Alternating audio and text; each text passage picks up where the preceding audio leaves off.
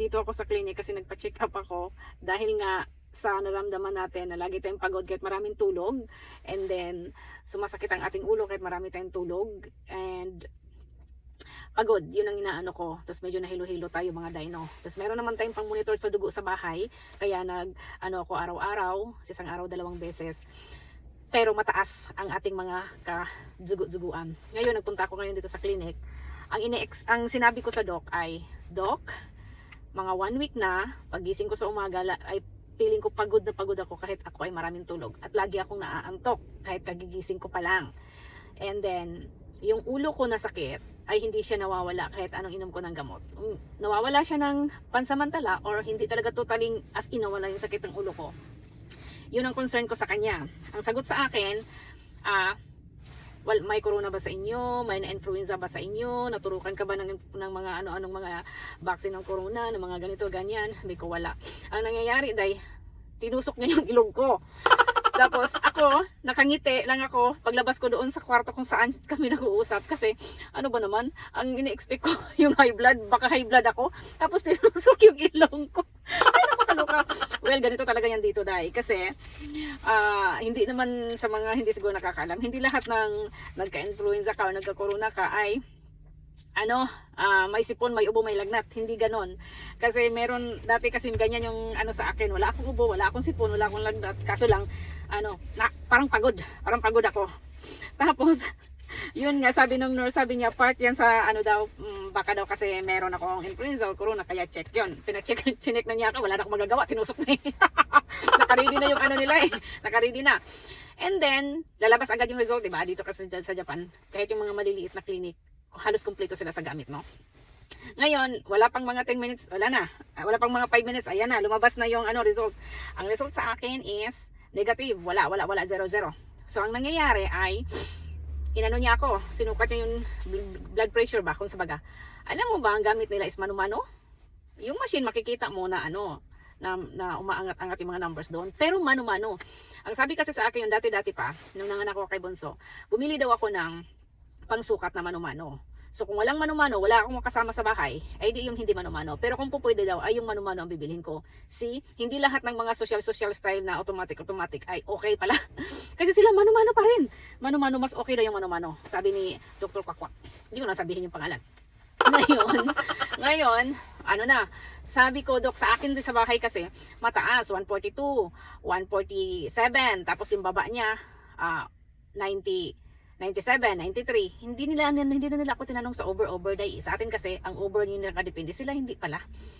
Yung sinasabi lang niya sa akin is, yung dugo mo, 138 lang naman dito. Ba't sa inyo, 142? Ganito, ganyan. So, ang ginawa niya, dahil negative ka naman lahat na sa check ko, pati sa ihi, wala ka naman problema. So, ang lang sa'yo is, tawag nito, bibigyan kita ng iniinom na pangsamantala doon sa high blood natin. Binigyan tayo ng 1 week. Sabi ko rin sa kanya. Kasi ang alam ko itong makuripot-kuripot sa gamot eh. Minsan, pero may mga time din na hindi siya kuripot sa gamot. Matagal na pala akong nagpupunta dito sa anak ko pang panganay hanggang sa bunso ko. Dito kami. Tapos, sabi ko sa kanya, Dok, pwede bigyan mo rin ako ng gamot para tanggal sakit sa ulo. Sabi niya, of course, bigyan kita ng tanggal sakit ng ulo. Nakalimutan ko dahil na meron pala akong hindi hiyang na gamot na anyway, walang tayong magagawa. Nabigay na niya. Binigyan niya ako ng 1 week na pang sa high blood natin, no?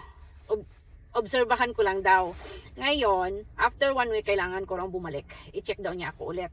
Kailangan kong bumalik. So, kailangan tayong bumalik. Dahil, binabalik man tayo. Tapos, dalhin ko raw yung ginamit kong machine.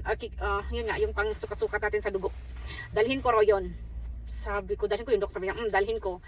Kaya dadalhin ko. Tapos, yun, nagpa-yuya ko na ako. Ano ba yung yuya ko? Nagpa-schedule na ako by next week, babalik naman ako. Ngayon, doon sa doktor, pa-check up, pa-kuha ng ihi, yung mga ganun, yung mga check up doon, ay ang binayaran natin is 3,120 yen. So, kung i-convert nyo sa piso, ay hindi siya umabot ng 2,000 peso. Hindi din siya umabot ng 1,500. Mali ba ko? Kasi ang 1,000 yen is 3 plus lang, di ba? So, hindi siya umabot ng 1,500 yung binayaran natin doon sa doktor na nag-check at pati yung ihi natin ni-check, pati yung ilong natin tinusok or chinek, 3,120. Ngayon, sa gamot naman, dahil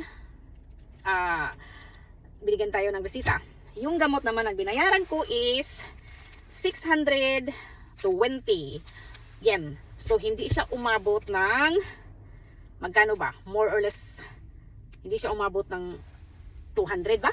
Or nasa mga 250 ba? Ganon. Pakita ko sa inyo ha. Is 650 sa gamot ito. Tapos, doon naman sa, sa, kay Dr. Kwak-Kwak is 3,120.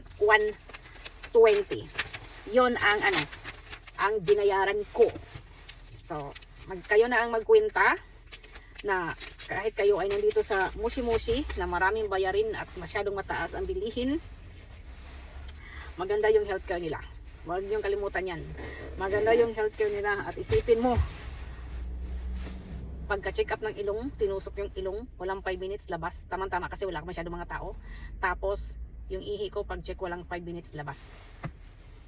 Sige, magpa-check kayo sa atin. Kung hindi kayo sa private, nga kayo dun sa public, hihingalo na lang, hirapan na lang, matagal pa rin ma-check up. Tapos yung mga resulta sa nila, for example, kukuhanan ka ng katulad sa akin ngayon, kinuhanan ako ng check yung ihi ko, pabalik-balikin pa kaday, pahirapan pa sa kalisod yung mga tao. Wala lang, ay sorry po, sinabi ko lang naman yung totoo na tayong mga Pinoy dito, kahit hindi Pinoy, kung kayo nakakain din ng Tagalog, huwag kayo nagreklamo na ang taas ng bilihin, ganito ganyan, kulang yung binigay ng gobyerno, paano sa mga bata. Buti nga kayo nagbinigyan sa atin nga walang nagbigay ng ganun, di ba? Yun lang, kasi ma-high blood naman ako, bye!